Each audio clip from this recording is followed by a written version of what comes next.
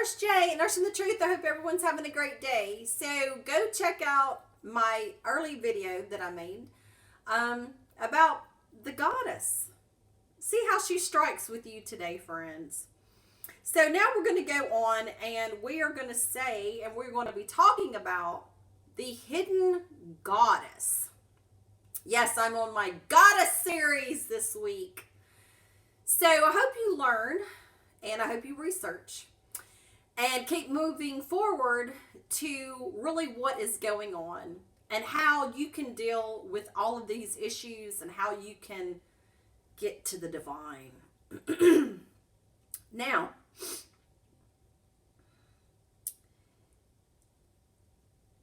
in the goddess religion, they're always showing you in pictures about the temples and the pillars. Well, the hidden goddess is the true ruler of us all. Each side of the temple is the two columns. These pillars along with the temple probably represents Kabbalah. Now, Kabbalah comes to us from Jewish mysticism, which comes from Egyptian esoteric knowledge through the mystery schools. Now, this author says in their book called Gospel of the Goddess, we show the path of the soul on the Kabbalah, moving from oneness into individuality back to the oneness again. The journey of the soul into individuality we call the path of God, while the journey back to oneness we called the path of the goddess. Now that is very profound, because if you go on Netflix, this dog is getting into her stitches. No, sorry. If you go on Netflix, there is a series called The Dark Crystal, The Age of Resistance.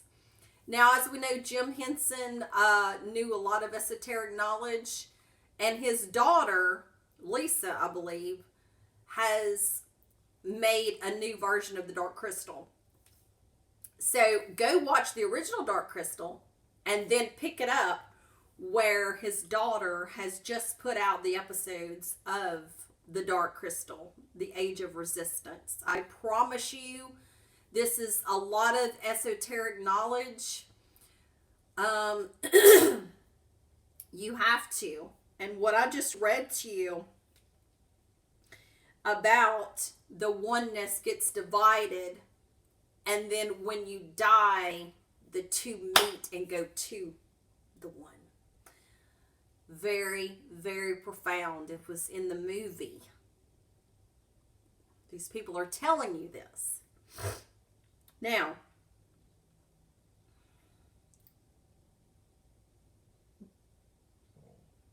the ancient Greeks believed the gods lived in a world above the clouds. So this suggests they are goddesses. The three goddesses are a very important symbol in ancient times, as the author said, he's already pointed out. They have a picture, and it said, in the image, the mother goddess is seen as the most important as she sits above the other two goddesses while suckling the two children. Then we have a Hellenistic goddess, as she has one breast exposed. This was acceptable in times of ancient Greece, but not in later Christian times. She also holds a ship anchor, and she may be Aphrodite or Venus, who was supposed to be born from the foam of the sea.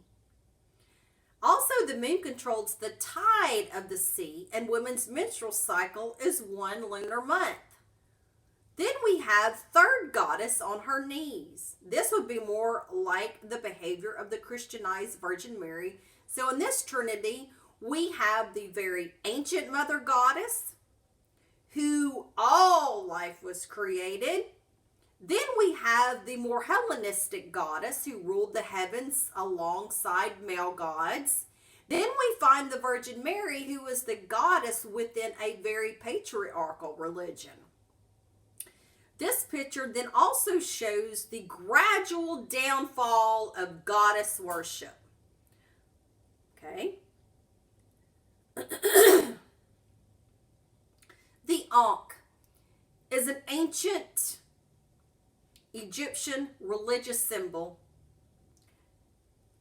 that is now being used today in modern paganism and the New Age movement.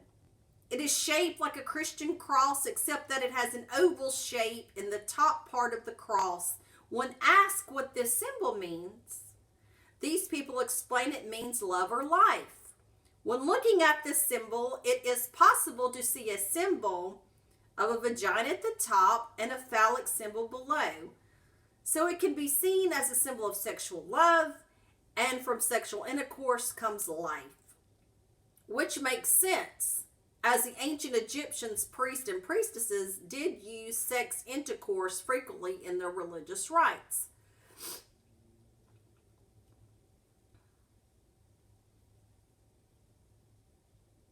The problem with this explanation is that the Ankh has a horizontal bar separating the vagina symbol from the phallic symbol. It is a symbol of love or life. Then these two symbols should be joined together and not be separated by a barrier, suggesting that perhaps the Ankh could have another meaning. In ancient Egypt, the Ankh means many things. It could mean goddess, noose, tie, cross, circle, pair, couple, to clasp, and oath, which is very confusing. From the little we know of the ancient society, it does seem to have been a patriarchal society, some say. But there are many reasons to believe it may not have always been that way in the beginning. Because, as we know, the inheritance rights came down from the female line, and when the male pharaohs began to rule Egypt, he could only do so if he had married his sister, or in a few cases his mother. So this means that at one time only females ruled. Hello. So when did that, where's the women line? Were there only men? Were there a lot of men being born? Where are the female pharaohs? There's very little female pharaohs. Hatshepsut is one of the strongest pharaohs of the 18th dynasty. And I think another one's called Twasaset. I hope I said it right. But where are the others? Were they scratched out? So,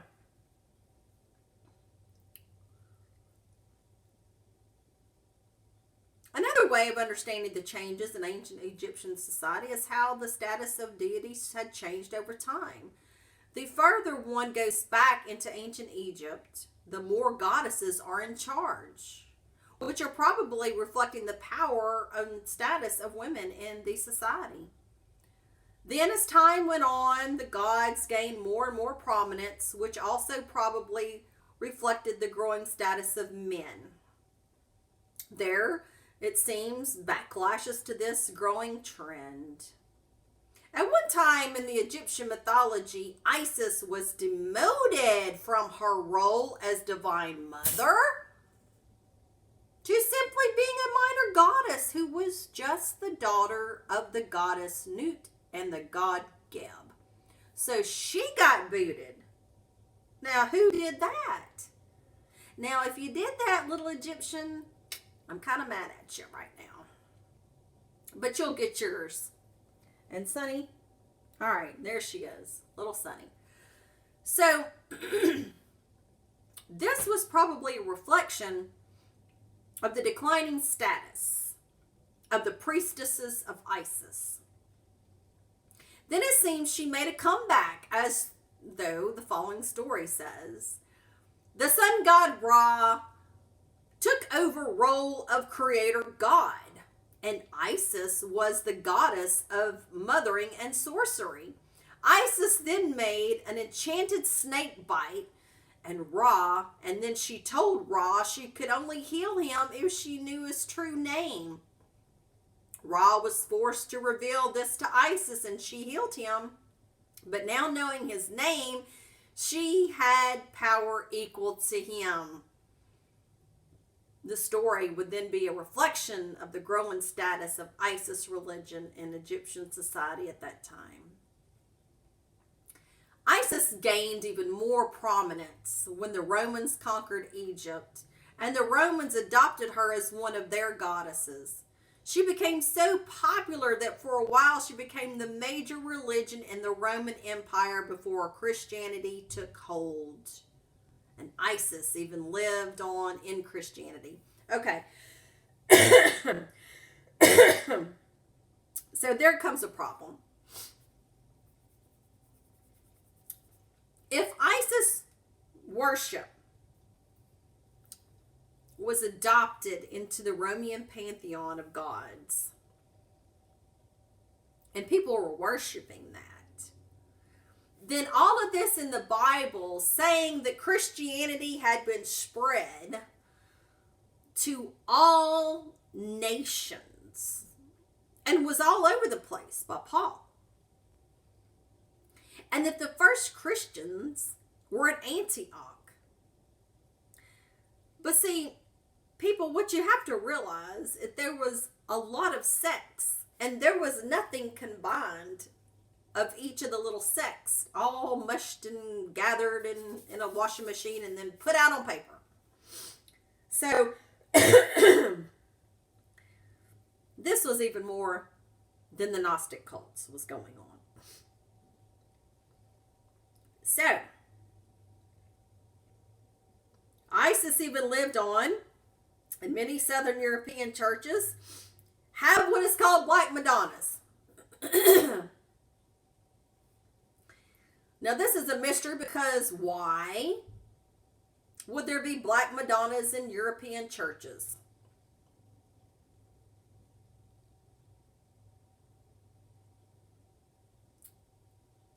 Because it seems that Isis came to Europe, she was worshipped as a black goddess. Then when Christianity took over, many pagan temples were converted into churches. That is correct. Get the book.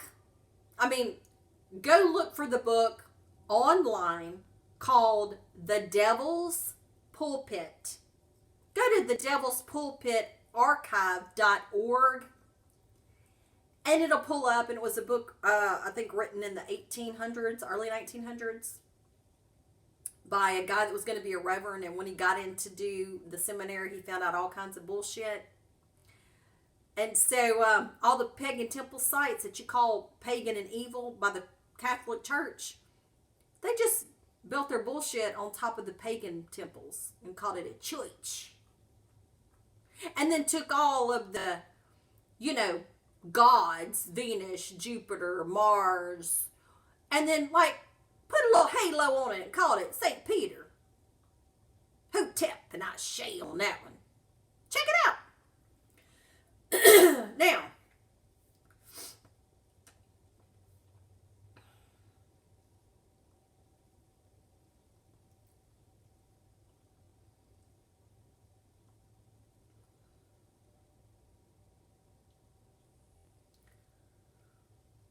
all right. Let's see what else it says about the little Ankh and stuff.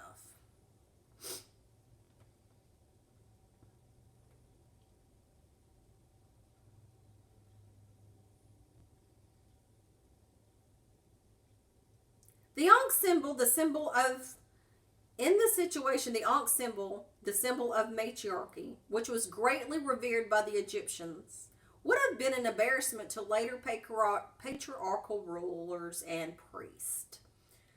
So, to the overcoming this problem, the rulers changed the meaning of the Ankh from meaning matriarchy to something else. Over thousands of years, the original meaning was forgotten as the patriarchal rulers stamped out all knowledge of matriarchy. Also, the symbols has slightly changed over time. And the very old wall carvings, the vagina symbol is very much larger than the phallic one. But over time, this has changed with the phallic symbol growing larger while the vagina symbol has become smaller. So changing the sizes of the two symbols probably reflect the changing status of the sexes in Egyptian society.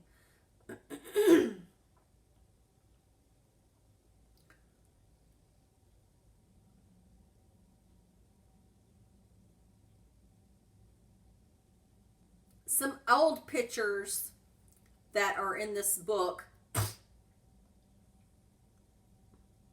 The goddess or great mother is holding the mirror of truth, who is accompanied by the three virtues: faith, hope, and charity, or the three Marys. Below these four goddesses is the messenger god Mercury. And who is Mercury? Tahuti, Thoth, who plays an important role in alchemy, Hermetic mysticism, the god Hermes. It seems he is taking instructions or teachings from the goddesses and passing them down to the brethren, symbolizing that the teachings come from a goddess religion. Who teaches the children? Did you know in ancient Egypt and even in the Jewish cultures, that was a branch that, look, it's all the Akhenaten thing. But anyway, we're just going to say the Jewish stuff and the Egyptian stuff. That the mothers taught the children at home. Very, very key. The mothers were the teachers.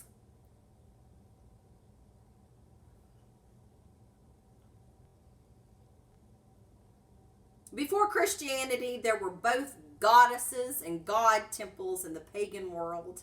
And over time in a society came more patriarchals than the goddess temples. And they were getting pressure from it. And their teaching became unacceptable to the patriarchal rulers. And then they were forced to continue their goddess teachings in secret. So the goddess teaching became the mysteries. The mysteries.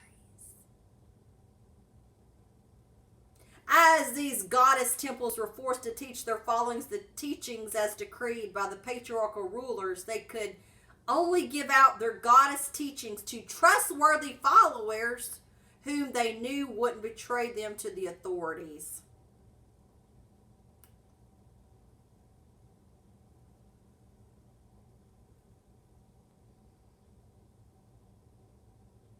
Unfortunately, the goddess religion's patriarchy wasn't overthrown within a few generations and still continues today.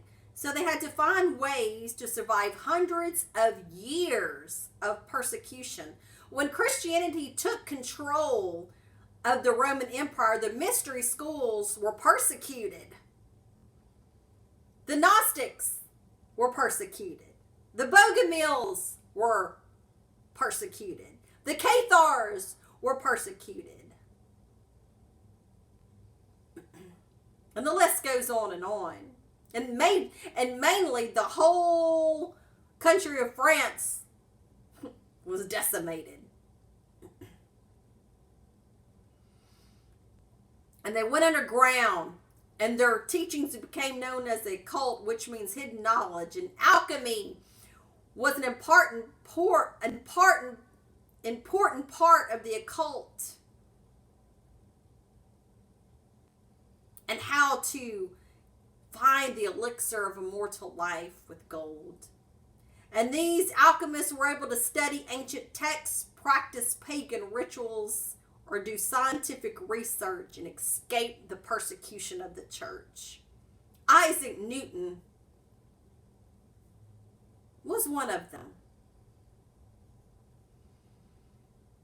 Da Vinci, Nostradamus in France.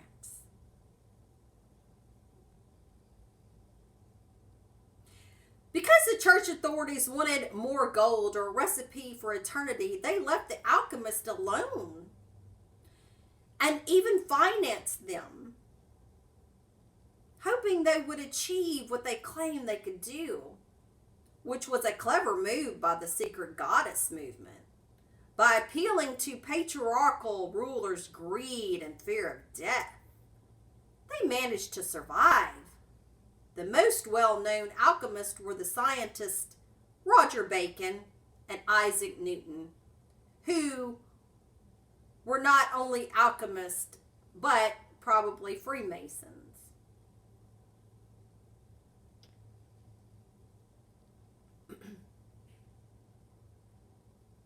Also, there was another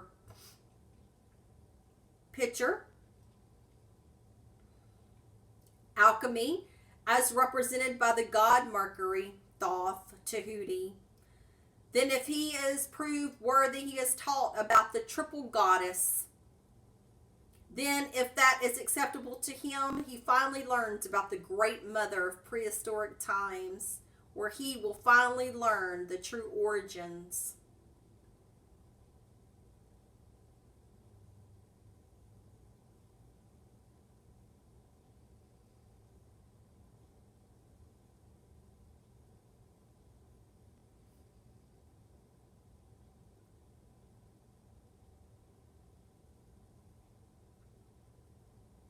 I'm just scrolling down looking at something else that might be of use for you guys. Oh, yeah, here we go.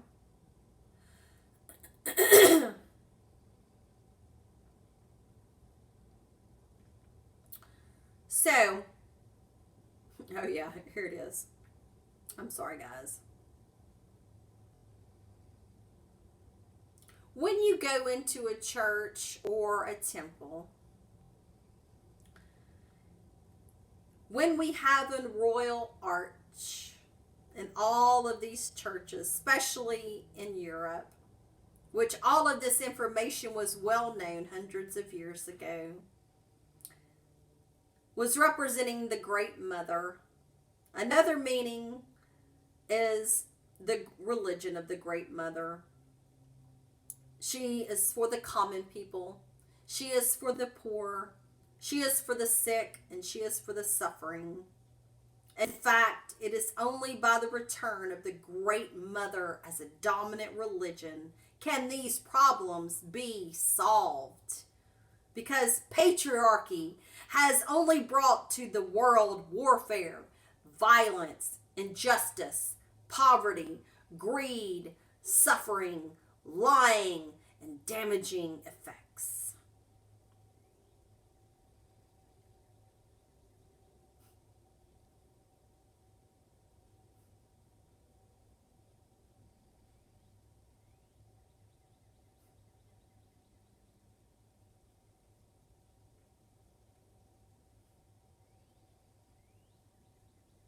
So,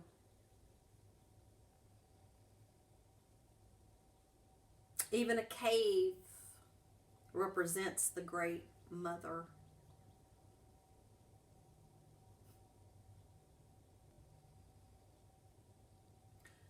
I highly suggest also to go on Netflix and watch a series called Dark. Has a lot of metaphysical things, has a lot of parallel universe, has a lot of hidden meanings, and if you are open to this information, you will thoroughly enjoy this. Actually, there's a Catholic priest, and he goes in to see this boy, and he says, God loves you. And the boy says, my dad taught me that religion is a form of brainwashing. And it pissed the priest off. So more meanings than just one, friends. So hotep and ashe, and have a great Friday, friends. Go check it out for me this weekend. Let me know how you like it. Like, share, and subscribe. Tell your friends and family about me. Have a great day. Goodbye.